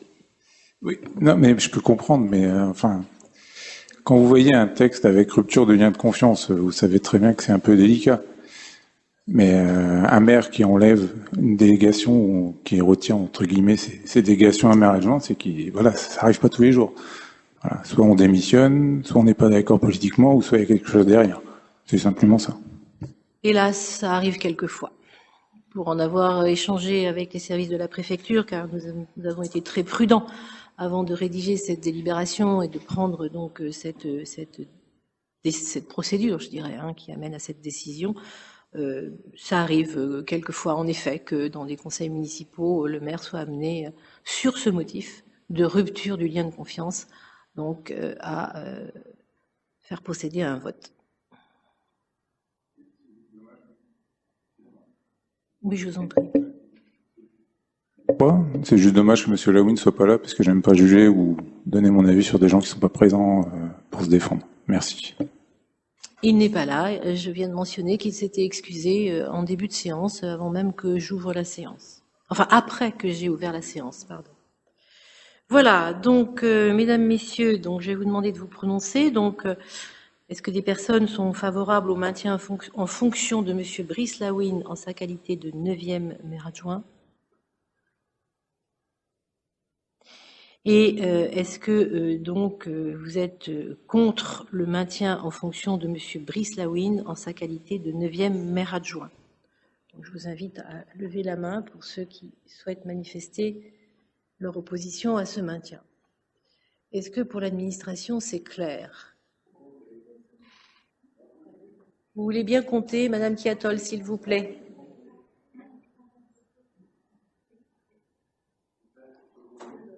Madame Kiatol, vous voulez bien compter, s'il vous plaît?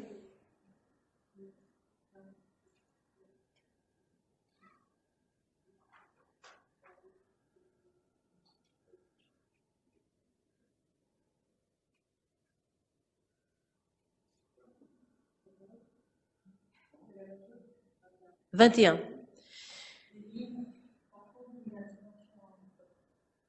Pardon, et une abstention. D'accord. Enfin bon, il y a donc 21 voix qui sont contre le maintien en fonction de M. Brice Lawin, donc une majorité. Voilà. Oui, pardon, monsieur. Abstenir, voilà, Oui. Voilà. Merci. J'ai bien entendu, donc abstention donc d'un pouvoir de Madame qui avait été confié à Madame Regana, Monsieur Duez, Monsieur Vantemsch. Ah pardon, j'avais pas vu. D'accord, pardon. Oui, c'est vrai qu'on a des pouvoirs, donc oui, pardon. Moi, j'ai voté aussi pour Monsieur Philippe Delpy et donc et toutes les autres personnes donc qui avaient un pouvoir se sont exprimées donc contre le maintien en fonction de Monsieur Lawin. Est-ce que vous voulez reprendre précisément les noms des personnes, s'il vous plaît?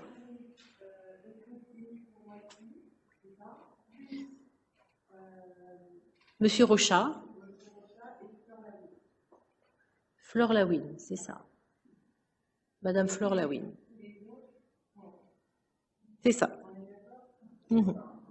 Donc c'est bien 21 voix contre, y compris les pouvoirs. C'est bien ça, Béatrice? D'accord. Allez, prenons notre temps. Pas se tromper. Ça doit faire plus. Comment? 27 avec les pouvoirs. D'accord.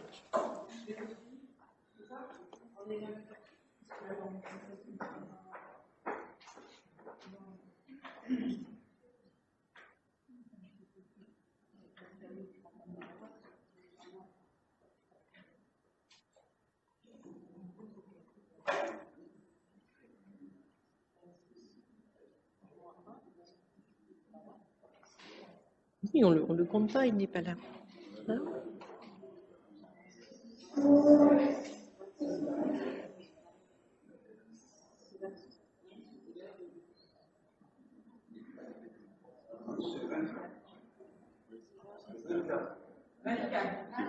Ah, 21 plus 3 pouvoirs. Bien. Donc, c'est 24 voix. C'est ça, Jean-Claude? Donc, 21 personnes présentes ont voté contre,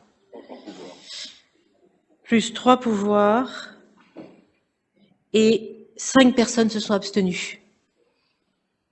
Et 5 abstentions. 6. 4 pour le groupe Uniforme. Ah, pardon, et 6 abstentions. C'est clair? 21, 27, 28, 29, 30. D'accord, 21 plus 3 et 6 abstentions. Voilà, c'est clair pour l'administration? C'est vrai qu'il faut être précis. Bien, bah écoutez, je propose donc par conséquent de passer à la délibération suivante qui, sans surprise, consistera à désigner un nouveau maire adjoint donc pour la délégation concernant, ultérieurement on le précisera, le sport. Hein. Donc, suite au refus du conseil municipal de maintenir M. Brice Lawine dans sa fonction de 9e adjoint au maire, il convient de pourvoir le siège de maire adjoint vacant. Le vote a lieu au scrutin uninominal à 3 tours et à bulletin secret. Et donc l'urne ici présente nous permettra de respecter ce secret. Si, après 2 tours de scrutin, aucun candidat n'a obtenu la majorité absolue, il est procédé à un 3e tour de scrutin et l'élection a lieu à la majorité relative. En cas d'égalité de suffrage, le plus âgé est déclaré élu. Au tableau, l'adjoint nouvellement élu occupera le rang de 9e adjoint. Seul un conseiller municipal de même sexe que le maire adjoint sortant peut être désigné. Il s'agit donc d'un homme. Il convient à l'occasion du vote de respecter les précautions sanitaires, masques, distance entre les votants et entre les membres du bureau lors du dépouillement, emploi de gel pour dépouillement. Vu le Code général des collectivités territoriales, vu le Code électoral, vu la délibération du Conseil municipal du 25 mai fixant le nombre des adjoints à 9, vu la délibération du Conseil municipal du 25 mai relative à l'élection des adjoints au maire, et en proclamant le résultat ainsi que le procès-verbal de cette élection, vu l'ordre du tableau tel qu'il en a résulté, vu la délibération du Conseil municipal en date du 28 juin décidant de ne pas maintenir en fonction M. Brice Lawine, considérant que cette décision a pour effet de rendre vacant un poste d'adjoint sur proposition de la maire, donc le bureau de vote est préalablement constitué. Alors, il nous faut des assesseurs et des scrutateurs. Assesseurs, Monsieur Necker, Madame Desmoulins, il y a Madame Deneux aussi comme scrutateur peut-être, et puis Monsieur Gay. D'accord, donc on a 2 assesseurs, 2 scrutateurs. Eh bien, il nous revient maintenant donc de voter, sachant que j'ai donc reçu la candidature à ce poste de maire adjoint de Monsieur Philippe Delpy, qui n'est pas là ce soir, c'est assez exceptionnel. Je vous rappelle que Philippe Delpy est policier national, et qu'il est actuellement en mission à Calais, je crois. C'est bien ça, Madame Kiatol? À Calais. Voilà, donc voilà, c'est ainsi quand on est policier, on ne choisit pas, bien sûr, parfois son emploi du temps. Néanmoins, donc Monsieur Delpy est candidat, donc vous trouverez à l'entrée, j'imagine, de l'urne des bulletins de vote, donc avec son nom mentionné, et des bulletins évidemment blancs où vous pourrez mentionner tout autre nom à votre convenance. Donc je vous propose de procéder à cette élection à bulletin secret. Voilà. Eh oui, j'ai cité dans la délibération, il n'y en a pas de gel.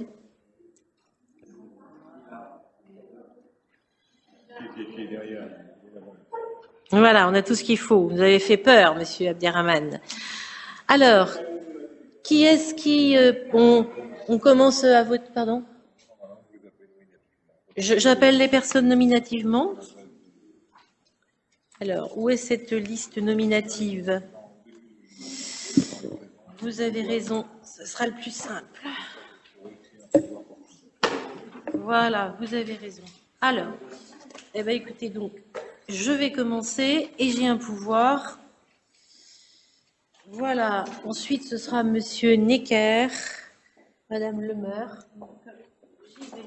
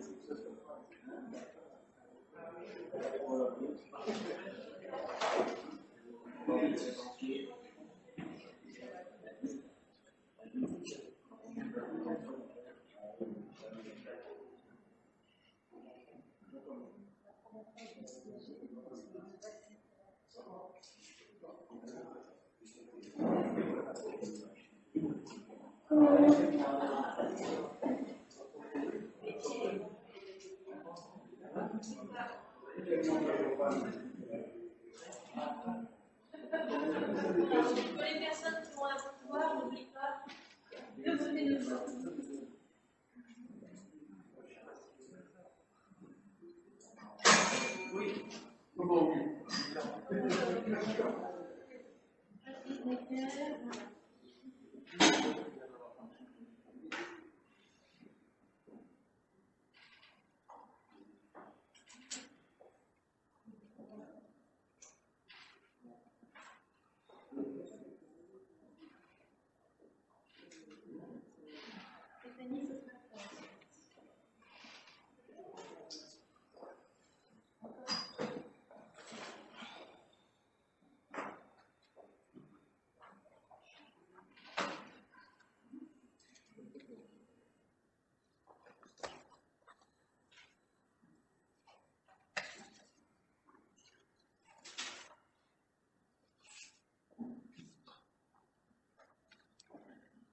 Voilà, après Stéphanie Lemeur, Khalidou Gueye.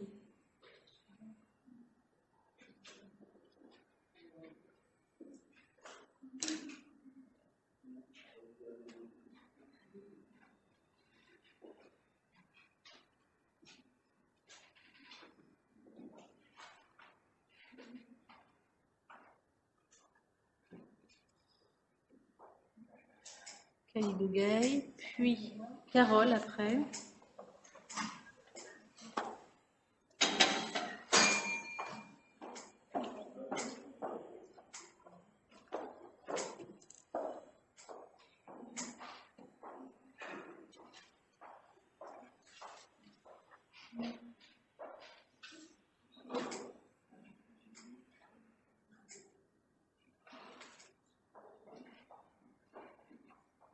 Puis Aziz Abderrahmane.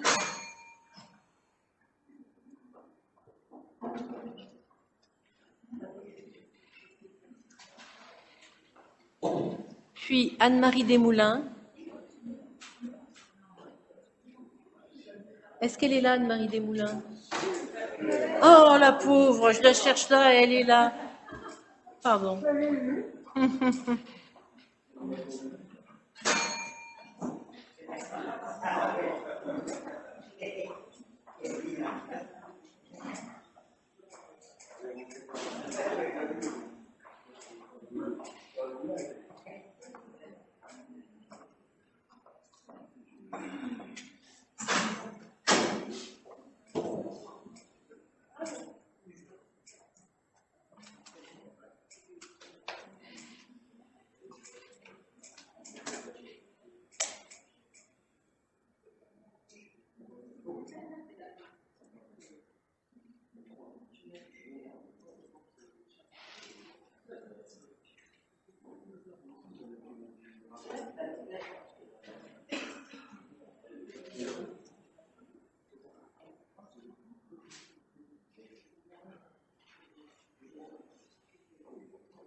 Puis Julien Béraud.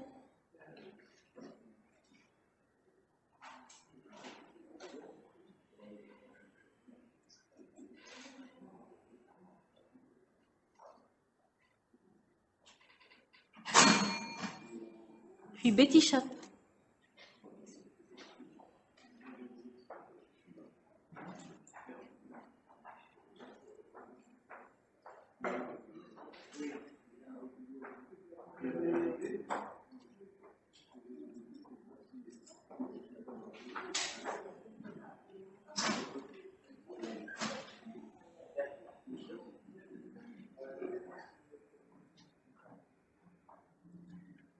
Puis Antonia Bergano, donc qui n'a pas de pouvoir. Si, elle a un pouvoir. Alors d'accord, pardon. Oui.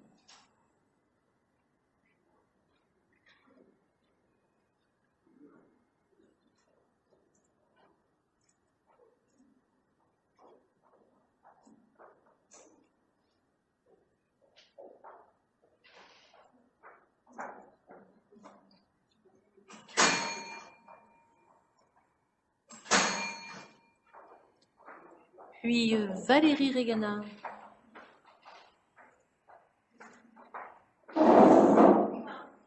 Et Betty, tu avais le pouvoir de Monsieur Lambert.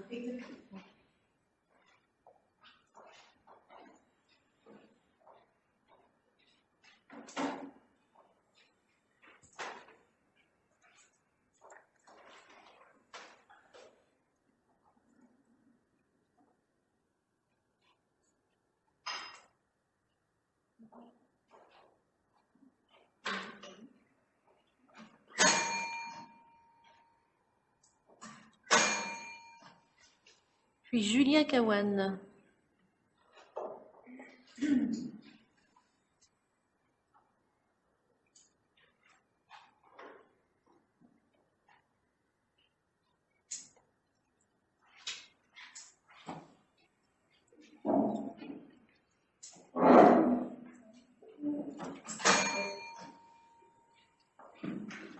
Puis Florence Deneux.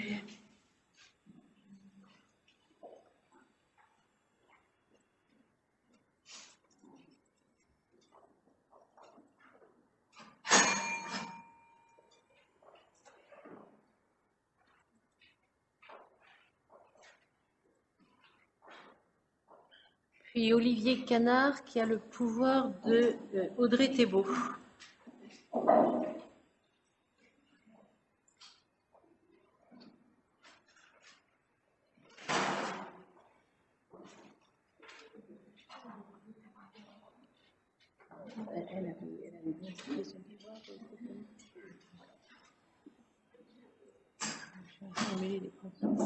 Merci. Puis Betty Eyamo ensuite. Elle est là, elle est cachée par là, d'accord.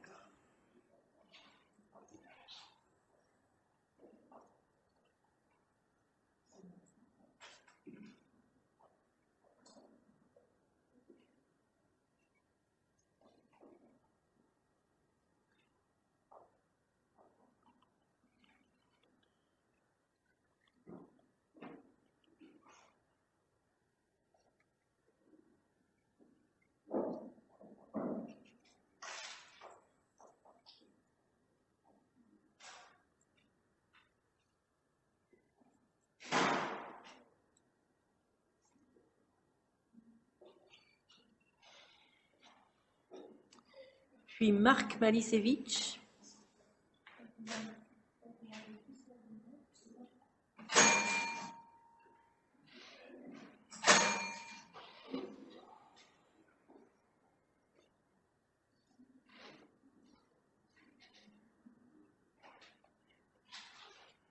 Thierry Quignou ensuite.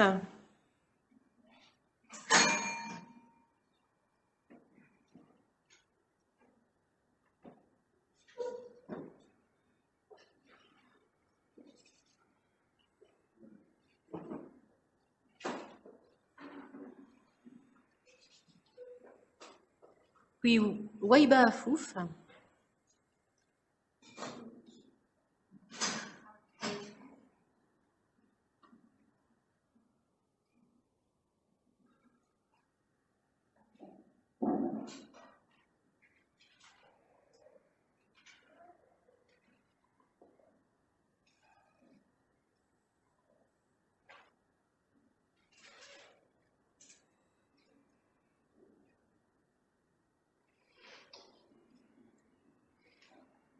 Christophe Soyer.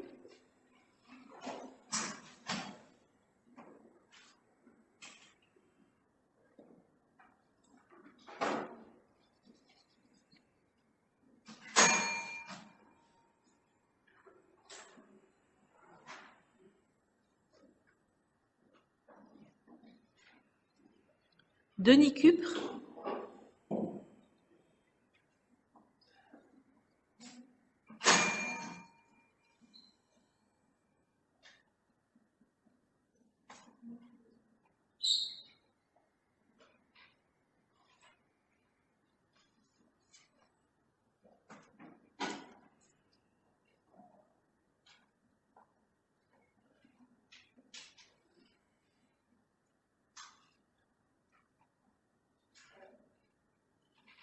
Christian Duès, ensuite, avec pouvoir de Monsieur Van Temsch.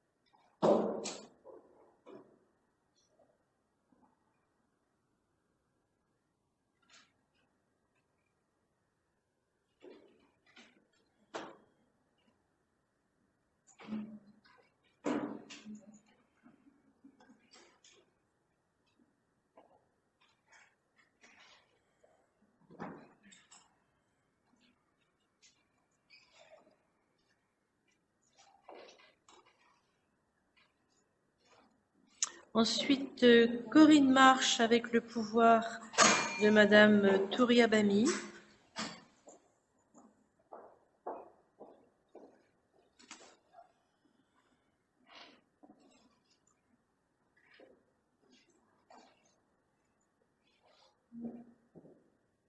Monsieur Nzouetoum étant absent. Ensuite, Monsieur Hervé Racine.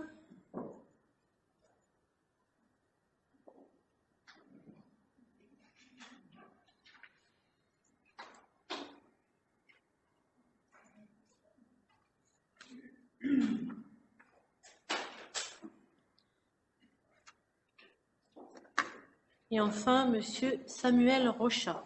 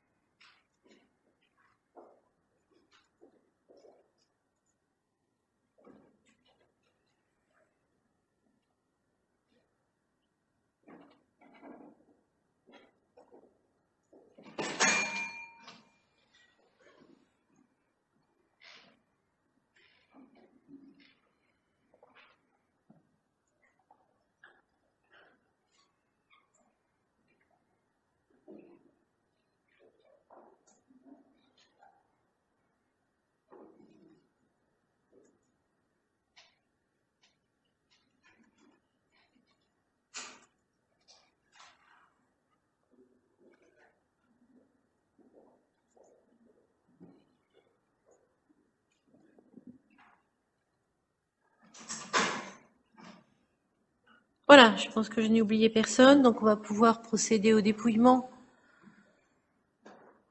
Les deux scrutateurs doivent peut-être rejoindre les deux assesseurs.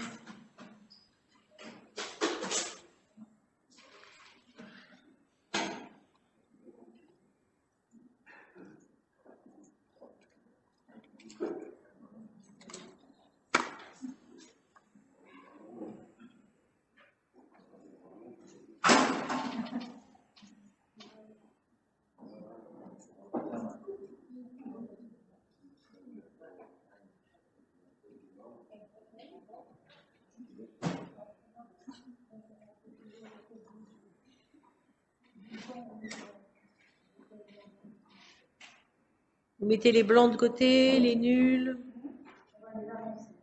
Ok.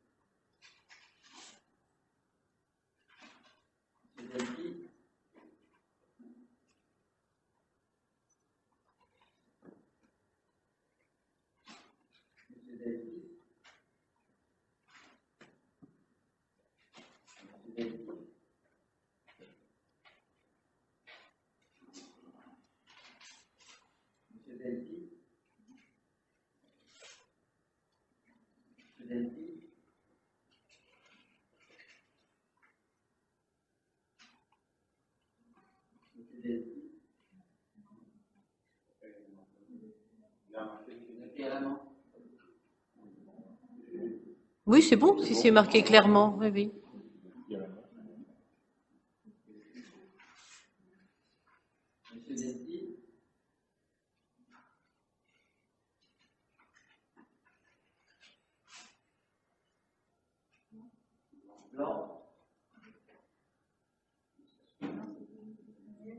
C'était un blanc ou un nul? Bon, enfin, vous nous direz ça tout à l'heure.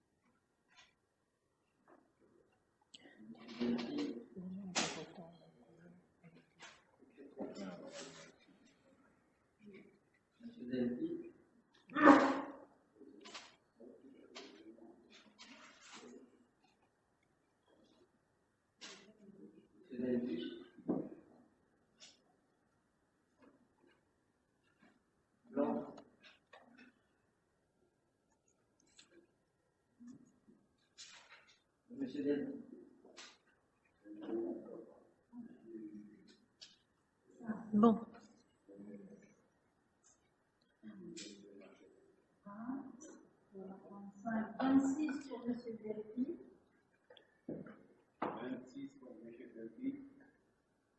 Combien de blancs? 5 blancs. Et un nul. Ça fait 32. 32 votants, c'est ça?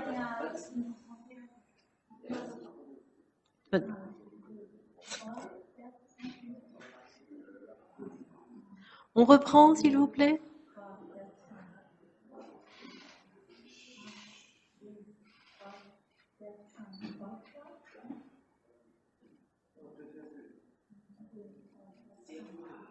Chut, s'il vous plaît.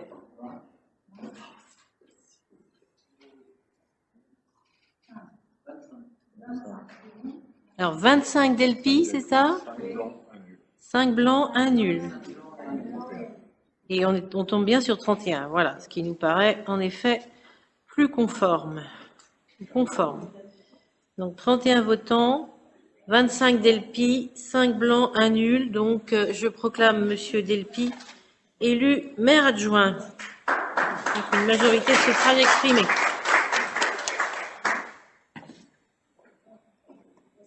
Voilà, merci. Alors, la séance donc officielle de notre conseil municipal s'achève. La séance est levée.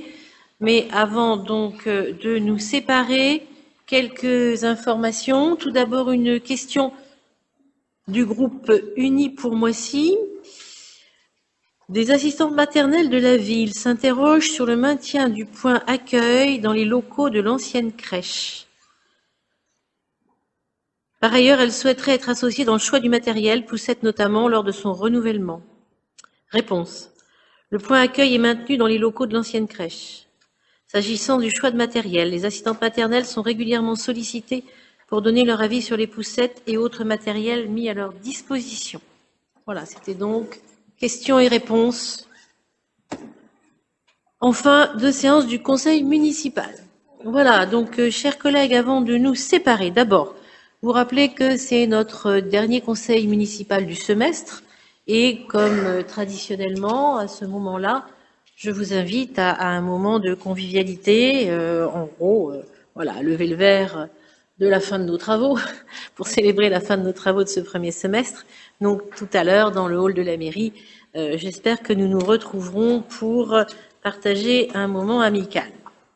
Mais avant cela, je voudrais donc vous annoncer officiellement les départs de 2 cadres de l'administration. Donc, vous l'avez compris, je l'ai évoqué tout à l'heure, Jean-Claude Léost a décidé d'arrêter de travailler après 42 ans de bons et loyaux services, voilà, dont 3 à Moissy. Alors, dès demain, il nous a fait l'amitié de participer encore à ce dernier conseil municipal, Jean-Claude, mais dès demain, donc, il nous quittera puisqu'il sera en congé, et c'est donc Madame Kiatol qui assurera par intérim la direction générale des services jusqu'à son départ officiel au 1er octobre. Voilà, donc comme je le disais, Jean-Claude a été parmi nous près de 3 ans. Il a eu un long parcours, un départ à la retraite, 42 ans, il s'est passé plein de choses dans votre carrière, Jean-Claude. Je la regardais à nouveau, mais vous avez été notamment particulièrement longtemps à Athis-Mons et puis à Bondy aussi, vous avez fait 2 séjours importants. Mais vous avez même travaillé à la préfecture de police, j'ai vu ça. Commencez par ça, voilà. Donc une carrière riche, variée, on en parlait tous les deux tout à l'heure avec beaucoup d'amicalité. Voilà, et puis moi je tiens à vous remercier tout à fait officiellement pour les compétences que vous nous avez apportées, la sérénité aussi, un grand calme, vous le connaissez tous un petit peu maintenant, notre DGS, il est toujours calme, c'est formidable. Hein. Une fois, je crois, je l'ai pris en délit d'énervement. Il me dit, je suis énervé. Mais il me l'a dit très calmement. Hein. Il dit, je suis énervé. Il me dit, ah, mon Dieu, qu'arrive-t-il? Voilà, voilà. Et pour le reste, vraiment une grande écoute, j'allais dire une grande attention à ce que nos travaux soient bien préparés. On le voit bien, ces conseils municipaux, ces bureaux municipaux, eh bien, s'ils sont bien préparés, c'est parce que Jean-Claude était là. Évidemment, avec l'équipe de direction, avec ses services, je pense notamment à Viviane et à Florence qui sont ici présentes, mais voilà, tout ça suppose une grande maîtrise. Vous savez, tous ces dossiers sont très complexes, on en a eu un aperçu ce soir. Il faut respecter la loi en permanence, tenir informé des évolutions législatives, faire le lien avec l'agglomération. Et Dieu seul sait si cette agglomération, elle est envahissante, j'allais dire, au sens positif du terme. Mais voilà, c'était tout ça qu'il fallait tenir par un bout et par un autre. Quand même plus de 400 collaborateurs, c'est bien ça. Donc, Moissy-Cramayel, 18 000 habitants, plus de 400 collaborateurs, ça devient une bonne PME avec tous les tracas qui vont avec, les satisfactions, mais également les tracas. Voilà, je ne parlerai pas des élus, je ne sais pas si on l'a tracassé aussi, mais jamais, dit-il. Il est vraiment très courtois. Voilà, donc je ne sais pas si vous voulez ajouter un mot, Jean-Claude. Non, simplement vous remercier les uns et les autres de la bienveillance dont vous avez fait preuve à mon égard pendant ces 3 mois et vous dire toute la 3 ans, pardon, je voulais raccourcir, et vous dire tout le plaisir et la satisfaction que j'ai eu à travailler dans cette belle ville que je ne connaissais pas et que je vais quitter avec un peu de regret quand même. Ah. Voilà. Enfin un peu d'émotion. Bon, je suis contente. Voilà, mais on se redira tout ça tout à l'heure. Et puis je voudrais aussi saluer un autre cadre qui a occupé longtemps des fonctions importantes à Moissy. Il s'agit de Didier Gouffier, ici présent, qui a commencé sa carrière notamment à la ville d'Évry, mais pas que. Il a travaillé aussi à la ville de Sevran. Il a été recruté en 1990 à Moissy comme agent de maîtrise aux espaces verts. Il a été responsable du service voirie. Il est reparti à Évry, puis il est revenu à Moissy en qualité de directeur des espaces publics. Il a été nommé directeur général adjoint donc technique le 1er décembre 2007. Donc Didier Gouffier aura travaillé près de 30 ans pour la ville de Moissy. Donc vous ne faites pas le poids, hein? Non, voilà. Voilà, donc 30 ans, c'est extraordinaire quand même. Voilà, Didier, moi je voudrais vous remercier très, très sincèrement pour tout l'immense travail que vous avez fourni, je le sais. Vous avez énormément travaillé dans des situations parfois complexes. Et puis, on le sait bien, là aussi, une ville, ça bouge tout le temps. Il y a tout le temps des problèmes, surtout des problèmes techniques. Et il faut toujours être là, prêt, au taquet, à prendre les décisions, à faire la navette avec les élus, voilà, à orienter les collaborateurs.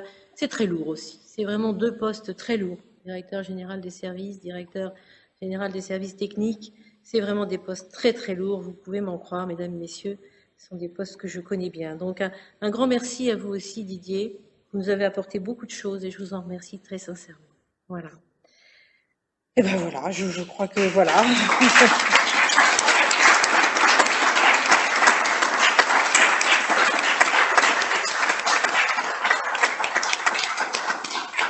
Vous voulez ajouter quelque chose, Didier? Très bien, voilà.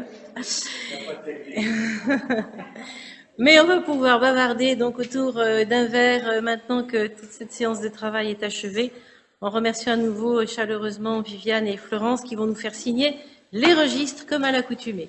Merci beaucoup, mesdames et messieurs. Je vous souhaite un bel été. Si on ne se revoit pas, mais il y a encore un petit peu de travail dans les semaines qui viennent et la rentrée reprendra très vite. Merci à vous tous, à vous toutes.